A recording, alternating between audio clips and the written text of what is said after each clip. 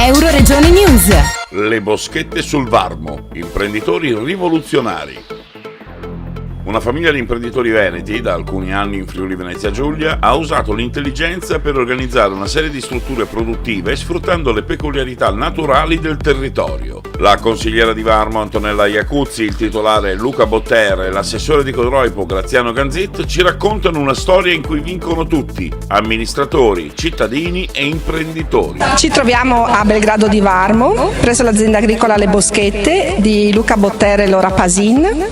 E io sono felicissima di essere qui con loro, perché finalmente si è recuperato un angolo del nostro territorio in maniera attenta, con un recupero che è stato veramente minuzioso e particolare per riprendere quello che è la tradizione storica friulana. Sono contenta che loro abbiano investito sul nostro territorio in allevamento di capre, in produzione di kiwi, in produzione di vino, perché questo è un rilancio dell'economia locale a misura d'uomo. Quindi sono veramente onorata che qualcuno dal Veneto sia venuto qui a Belgrado per rilanciare la nostra economia.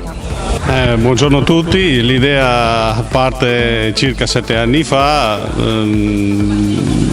L'azienda agricola si è sviluppata pian piano, diciamo che è stato un percorso abbastanza sofferto e c'è ancora tanta strada da fare, ma siamo soddisfatti fino adesso del risultato. Siamo di fronte a un modello innovativo di agricoltura dove un giovane imprenditore arriva in una struttura vecchia che io conoscevo già da giovane, si propone un modello nuovo, ovviamente sostenibile, biologico, e trova anche la sponda in una situazione, diciamo, anche di politica che lo agevola. Questo è un nuovo modello di agricoltura che non è più basato sul fatto che si passa da uno all'altro facendo sempre mais, sempre sullo stesso pezzo di terra. Qui si utilizzano strutture fatiscenti, diciamo figlie della guerra fredda, si utilizzano strutture nuove e aree pubbliche di proprietà comunale come giù a Muzzana, e si ristruttura una struttura, diciamo, che era stata fatta per gli anni d'oro del mais, riportandola a nuovo splendore. Questa è l'imprenditoria del futuro, questa è la sostenibilità e su questo dobbiamo camminarci.